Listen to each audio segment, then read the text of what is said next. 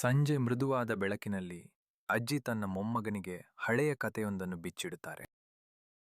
ಒಂದಾನೊಂದು ಕಾಲದಲ್ಲಿ ಒಂದು ಸುಂದರವಾದ ಹಳ್ಳಿಯಲ್ಲಿ ಆಮೇಲೆ ಏನಾಯ್ತು ಅಜ್ಜಿ?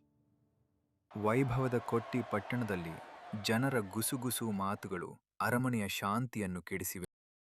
ಕಿಟಕಿಯಿಂದ ಕೆಳಗೆ ನೋಡುವ ರಾಜನಿಗೆ ಮಗನ ಮದುವೆಯ ಚಿಂತೆ ಅಸಹಾಯಕತೆಯನ್ನು ತಂದಿದೆ.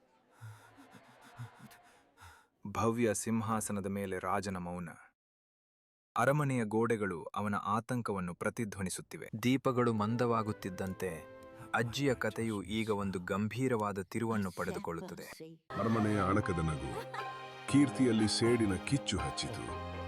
ತಂದೆಯ ಆಶೀರ್ವಾದ ಪಡೆದವನು ಅವಮಾನ ಮರೆಯಲು ಕಾಡಿನತ್ತ ಕುದುರೆ ಓಡಿಸಿದನು. ದಟ್ಟ ಕಾಡಿನ ಮರದ ಕೆಳಗೆ ದಣಿದ ರಾಜಕುಮಾರ ವಿಶ್ರಾಂತಿ ಬಯಸಿ ಕಣ್ಣು ಮುಚ್ಚಿದನು. ಮೃದು ಸ್ಪರ್ಶ ಮತ್ತು ಅಪರಿಚಿತ ಸುಗಂಧ ಅವನನ್ನು ಗಾಢ ನಿದ್ರೆಯಿಂದ ಎಚ್ಚರಿಸಿತು.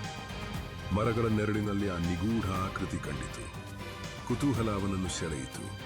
ಅವಮಾನದ ನೆನಪು ಮಾಸಿತು. ಹೊಸ ಅನ್ವೇಷಣೆಯ ಹಾದಿ ಅವನ ಮುಂದೆ ತೆರೆದಿದೆ.